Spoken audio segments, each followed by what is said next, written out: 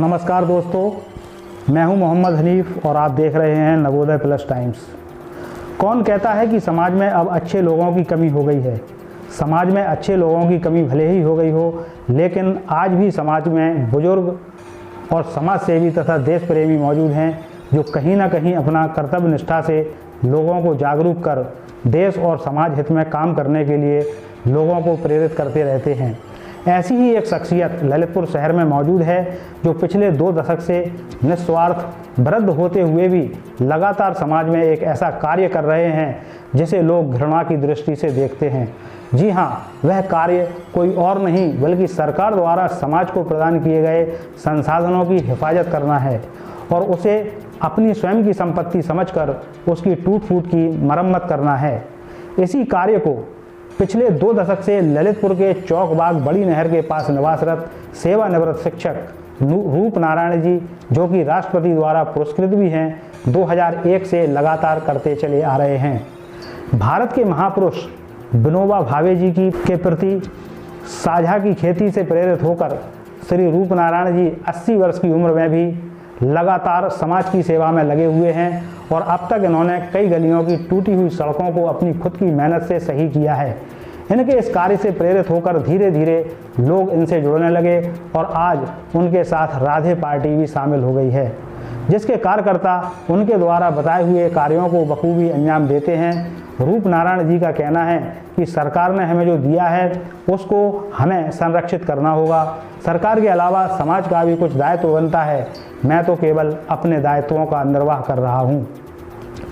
उन्होंने गलियों की सड़कें ही नहीं बल्कि शहर की एक नहर की भी 1 किलोमीटर तक सफाई कर दी है। आइए मिलवाते हैं हम आपको ललितपुर से नासिर मीडिया की इस एक्सक्लूसिव रिपोर्ट में इस महान शख्सियत श्री रूप नारायण जी से।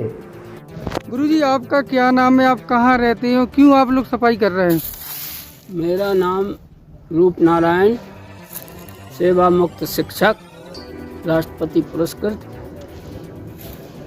और यहाँ इस समय जो है चौका बाग ललितपुर में बड़ी नहर के पास मैं रहता हूँ और सन 2 से यहाँ आया, 2002 से, और 2002 से एक छोटे छोटे सी गलियाँ साफ करके और फिर बाईपास से लेके और यहाँ पर जो है बड़े पुलों नहर के यहाँ तक की सफाई, यहाँ तक के गड्ढे, ये सब धीरे धीरे अपने और फिर मुझसे जुड़ते गए लोग। जो अभी राधे पार्टी है एक इसी क्षेत्र की, वो अपने आप आ गए तो जुड़ते गए। उनने जो है सड़क का जो बाईपास से और जो नदी तक जितने गड्ढे थे उसको पूरने का काम करीब 5-6 महीना तो इसके लिए हो ही गए हमें। और अब धीरे धीरे उस पर वो डाल के बिल्कुल वहाँ से लेके यहाँ तक कोई गड्ढा नहीं मिलेगा आपको 1 किलोमीटर के भीतर। अभी नहर में आपने क्या किलोमीटर की सफाई कर दी? और नहर के भीतर की उसी हिसाब से 1 किलोमीटर कम से कम कुछ रह गई, वो शूट करने वाले। कितने लोग कर रहे हैं रोज सफाई? और कितने हैं अपने क्या भाई तुम्हारे? 8-10 लड़के हैं। 8-10 लड़के तो हैं। क्यों कर रहे हैं सफाई? क्या कारण है? क्या संदेश है? स्वेच्छा से कर रहे हैं कि सफाई से जो है, सफाई स्वास्थ्य की जननी है, इसलिए सफाई रहेगी तो मलेरिया वगैरह और रोग भी कोरोना के अलावा जितने भी रोग हैं सब गंदगी से पैदा होते हैं। तो गंदगी सफाई अगर होगी तो गंदगी मिटेगी और गंदगी से लोग अच्छी हवा में सांस लेंगे, अच्छे रोग भी जो है कम होंगे और आदमी को अच्छा लगेगा। सड़क पर कोई गड्ढे नहीं हैं, वाहन भी अच्छी तरह चलते, जो दुर्घटनाएं होती थी वो भी कम हो गई। पहले बहुत होती थी, अब कम हो गई। यहाँ से आपको गुरुजी कितने पुरस्कार मिल चुके हैं? किस किस चीज़ की पुरस्कार मिल चुके हैं? अब हमें स्कूल टाइम में तो जो है जनगणना पुरस्कार मिला और शिक्षा विभाग में सबसे पहली साल में जो है उसका नाम अध्यक्ष के द्वारा मिला था, जिला परिषद अध्यक्ष, और जनगणना पुरस्कार मिला। फिर जो है अगर सफाई की बात करें तो सफाई में कौन कौन से पुरस्कार मिले? अब सफाई में तो जो है एसपी साहब ने दिया था अभी, और सफाई तो मुख्य थी ही हमारी। मुख्य विषय सफाई थी। और जो निर्माण कार्य है वो बजर्रा से जो सड़क गई छिल्ला से बजर्रा तक, वो हमने श्रमदान से डलवाई थी। उसको जो है 3,20,000 रुपया गल्ला मंडी से दिलवाए थे। उसकी वजह से वो सड़क बन गई और आगे भी बढ़ गई बजर्रा से। तो ये जिस प्रकार से आप सफाई कर रहे हैं, क्या संदेश देना चाहते हैं लोगों को?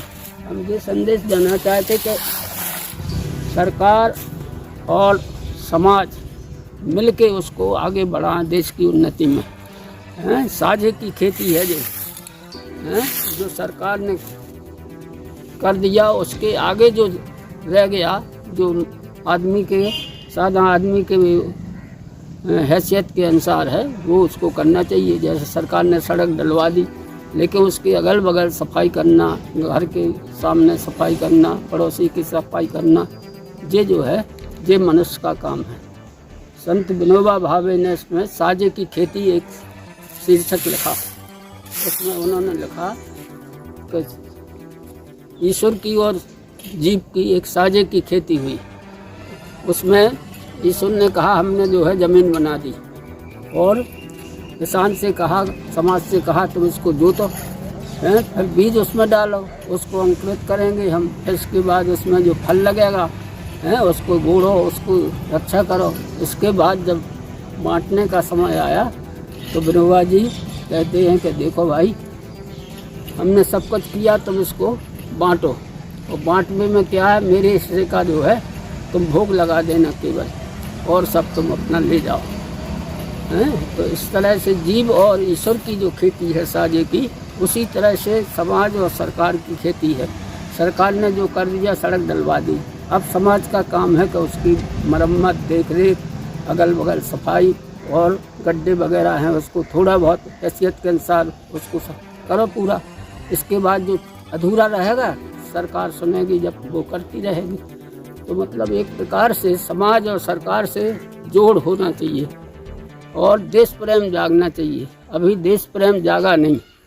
देश प्रेम जब जगेगा तो उसमें कोई गिनती नहीं करता कब से कर रहे हो, क्या कर रहे हो। उसमें तो अच्छा काम अच्छा लगता तो करता, स्वेच्छा से जीव। नवोदय प्लस टाइम्स के लिए ललितपुर से नासिर मीडिया की एक्सक्लूसिव रिपोर्ट।